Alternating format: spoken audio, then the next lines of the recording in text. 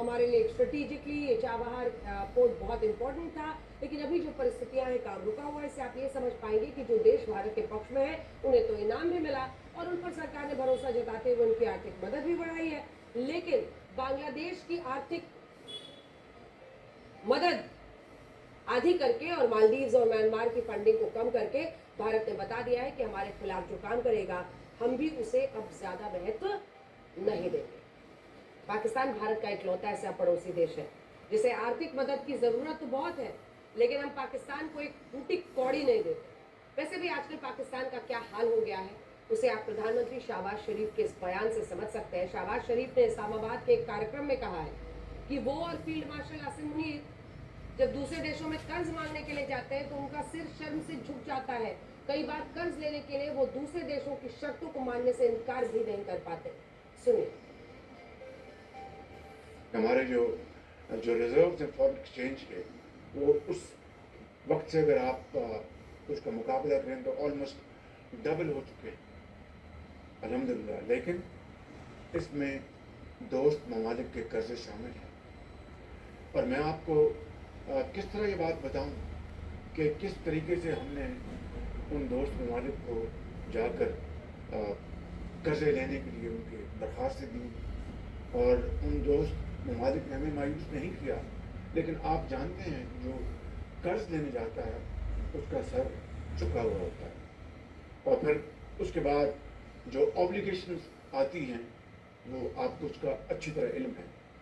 मैं यहाँ पर बगैर किसी लगी लगती के आपको बताना चाहता हूँ कि मैं भी और खामोशी के साथ फील्ड मार्शल हम कई ममालिक में गए और उनसे कहा कि IMF का प्रोग्राम है, ये हमारा एक्सटर्नल गैप है, आप इतने $1 बिलियन दे दें, आप इतने $1 बिलियन दे दें।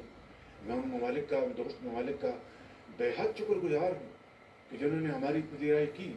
लेकिन आप जानते हैं कि जब कोई किसी से मांगने जाता है तो अपने इज्जत नफ्स के ऊपर वो उसकी कीमत उसको चुकानी पड़ती है, कॉम्प्रोमाइज़ करना पड़ता है।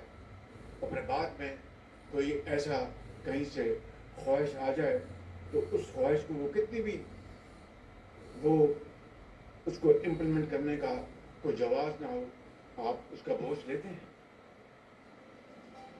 हम इस बयान को एक टाइटल देना चाहते हैं, ये सदी का सबसे बड़ा कबूलनामा है। ये पाकिस्तान की पिछली पीढ़ियां और आने वाली पीढ़ियों के लिए एक ऐसा दस्तावेज है जिससे वो हमेशा ये जान पाएंगे कि इस देश की सेना ने, इस देश की सरकार ने आज उनको भिखमंगा घोषित कर लिया है। ये सदी का सबसे बड़ा कबूलनामा है। हम पाकिस्तान की गरीबी का वैसे मजाक तो नहीं उड़ाना चाहते, लेकिन सच यही है कि आज जब पाकिस्तान दुनिया में दर दर भीख मांग रहा है तब उसी दौरान भारत ने अपने पड़ोसी और मित्र देशों के लिए आर्थिक मदद का ऐलान किया है।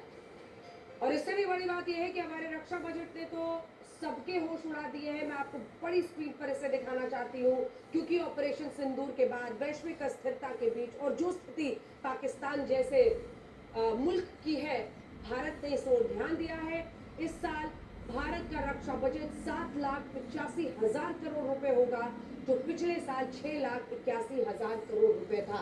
तो सीधे आप देख सकते हैं 1,04,000 करोड़ का ये सीधा इसमें इजाफा किया गया है।